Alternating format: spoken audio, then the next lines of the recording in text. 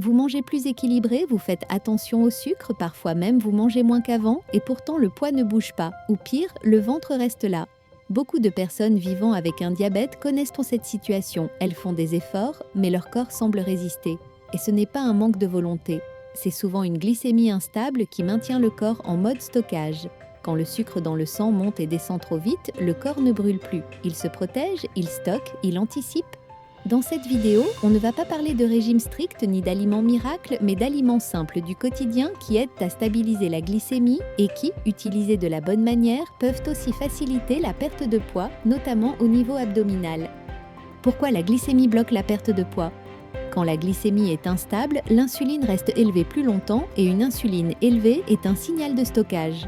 On peut manger correctement, mais le corps ne reçoit jamais le message qu'il peut relâcher les réserves. Ces variations glycémiques provoquent souvent de la fatigue, des fringales, des envies de sucre ou de gras et une sensation de faim qui revient vite. Beaucoup de personnes disent avoir l'impression de ne jamais être rassasiées. Les protéines, stabiliser la glycémie et calmer la faim. Quand on cherche à stabiliser la glycémie et à agir sur le poids, les protéines sont souvent le premier levier à renforcer. Concrètement, cela signifie intégrer à chaque repas une source de protéines simple et reconnaissable. Des œufs au petit déjeuner ou au déjeuner, un filet de poisson comme le saumon, la sardine ou le maquereau, ou une viande non transformée comme le poulet, la dinde ou le bœuf en portions raisonnables. Ces aliments se digèrent lentement, provoquent peu de montée de glycémie et prolongent la satiété. Quand les protéines sont suffisantes, la faim revient moins vite, les envies de sucre diminuent et le corps sort progressivement du mode stockage. A l'inverse, un repas pauvre en protéines peut sembler léger sur le moment, mais provoquer une faim rapide et compliquer la régulation sur la journée. Les fibres, ralentir la digestion pour lisser la glycémie. Les fibres ne font pas baisser la glycémie, mais elles jouent un rôle clé sur la vitesse à laquelle le sucre arrive dans le sang.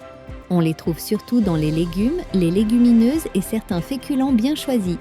Dans une assiette, cela peut être une poêlée de légumes verts, une salade de crudités ou une petite portion de lentilles ou de pois chiches consommée avec le repas.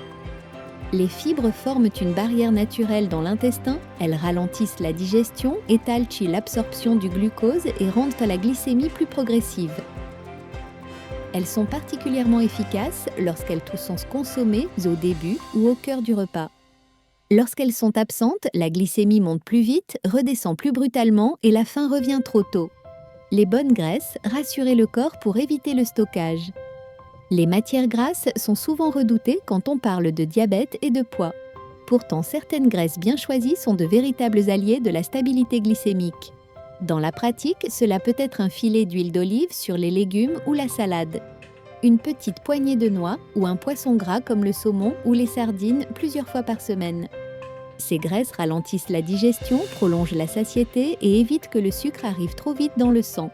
Sans un minimum de graisse de qualité, un repas peut être équilibré sur le papier mais laisser une impression de manque qui favorise les grignotages plus tard. L'idée n'est pas d'en manger beaucoup mais juste assez, au bon moment, dans un repas structuré. Comment utiliser ces aliments pour agir sur le poids ?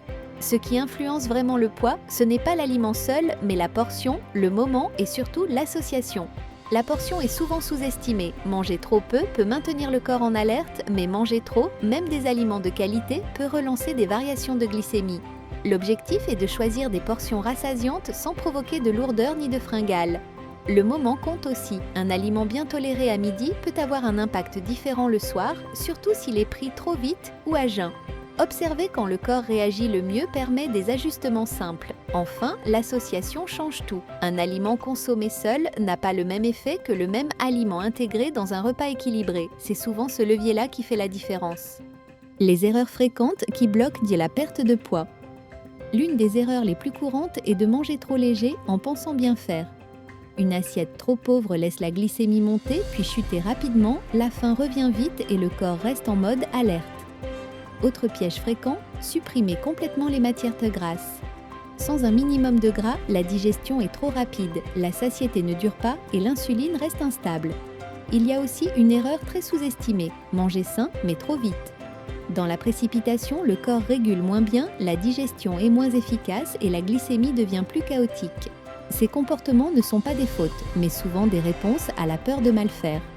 Avec un diabète, plus on force la restriction, plus le corps se protège et plus la perte de poids devient difficile. Ce qui fonctionne réellement, c'est manger plus stable, plus posé et plus régulier. Perdre du poids avec un diabète, ce n'est pas manger moins, c'est manger plus stable, plus structuré et plus rassurant pour le corps.